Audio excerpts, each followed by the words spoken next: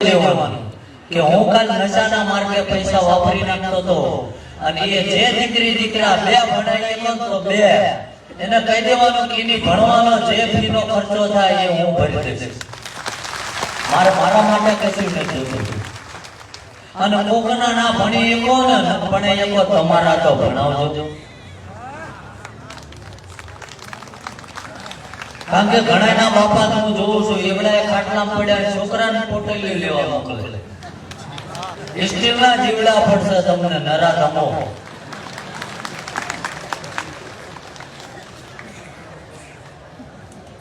અને કડવું બોલવું પડે ભાઈ. અને આટલું બધું રફ બોલું છું છતાંય રોજ આટલું માણસ આવે કેમ કે મેં કહેવાતમાં સાંભળ્યું કે ડૂબતો માણસ હોય ને એને તણકનું મળી જાય તો બચવાની કોશિશ કરે. કહેવત છે ને. પણ મને એવું લાગે આટલી બધી ભીડ જોતા ગામના આખું દોયડું દેખાઈ ગયું લાગે. તો જ આટલી ગાડીઓ ખાવા આવતા હોય ને. બરોબર છે ને. એટલે કાલ એ ભણી ગણીને આગળ વધશે અને કોઈ સારી પદવી ઉપર જશે, કોઈ અધિકારી બનશે. એટલે પોતાની શપથ વિધિ લેતો હશે અથવા તો પોતાની પોઝિશન ઉપર બેહવા જશે ને નોકરીની સીટ ઉપર. એટલે એને યાદ આવશે કે મારા ગામના ફલાણા ભાઈ ના હોય તો આજ મારી પાસે આ નોકરી ના હોય. અને એ ભણી ગણી તમારા પૈસે નોકરી લેશે, આખો જીવન તમારો એહસાન માનશે કે આ વ્યક્તિ કેમ. કારણ કે હું આ પરિસ્થિતિમાંથી નીકળેલો છું ભાઈ, મેં જોયું છે. અને મારું ગામ આખું આજ મારી હારે ઊભું કેમ. નકર બીજા ગામ જાઓ બહાર ગામ બધી બોલવાલા હોય પણ પોતાના ગામના ગાળ્યો દેતા હોય. હે ને. આખા ગામમાં આટો મારવાની છૂટી. કોકને ખાલખાલી લેજો બાપા અમને મળ્યા હતા 500 માંગ્યા. જોયા મુસળના ફાડના કરતે જજો. કારણ કે સાચું શીખ્યું છે ત્યારે આ બધું થાય છે.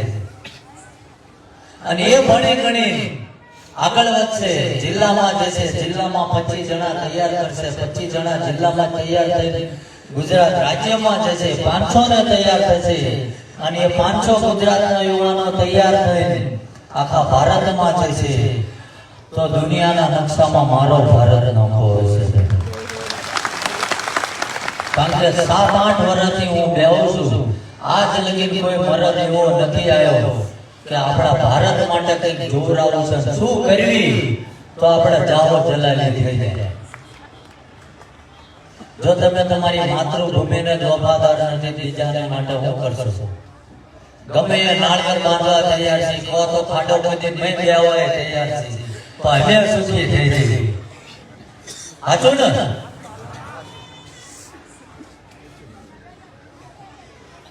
કરેલા કર્મો ભોગવવા પડે અને કર્મોમાં કોઈ પણ ભાગ કરતું નથી. પણ જો કરેલા કર્મોમાં ભાગ કરાવવો હોય તો એની માટે માત્ર સેવા અને પરમાત્મા ઋણી થાય ને તો આપણને ડિસ્કાઉન્ટ મળે.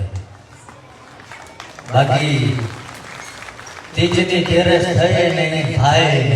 એટલે આ અસંખ્ય માણસો 2 દિવસમાં 11,000 લોકો દારૂ મૂકવા આવે છે.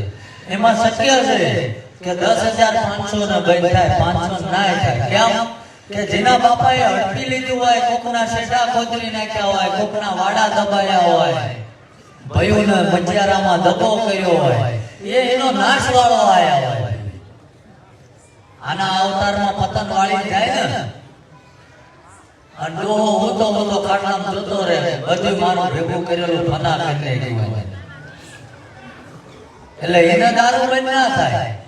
એ કમ્પ્લેટ આવ્યો છે બધું બંધ કરવા 7-12 બધું. સમજાયું? એટલે આપણો મુખ્ય હેતુ એ છે કે આ સાનિધ્ય, આ દાદાના પરચા એવા છે, દાદા પોતે એવા છે. અને આ તો મારો ભરોસો બોલે ભલા. જો વિદેશની ધરતી ઉપર ઝંડા ફૂટાડી દીધા હોય તો તમે તો આ દેશના નાગરિક છો ભલામણા. અડધી રાતે સમરો ને નાભીના પકડતી અને જો રાતે 12 ના ટકરે મારો ઠાકર ઘોડે પલાણના નાકે મારી દીની ઓળખાણ નતા કે મળી જાય. પણ પરમાત્મા એનું સાંભળે છે કે જે નાભીથી એને યાદ કરે છે ને જેને અતૂટ એના ઉપર વિશ્વાસ છે.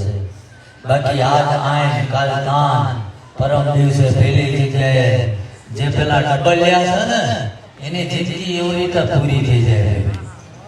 અને જ્યાં જાઓ હું તમને એક જ મહત્વની વાત શીખવાડું છું. બીજા જે કરતા હોય મન કોઈનો વિરોધ નથી, પણ કાલ લગી જે જીવ્યા હોય હવાર વ્રત નારાયણ ઉગે નક્કી કરી નાખજો કે દિવસે દરમિયાન કદાચ નોકરી ધંધે જતા હોય અને સાંજે પરત વળો ને એટલે નહીં જોઈ પોતાની કુળદેવીને નમન કરવા જજો. તમારા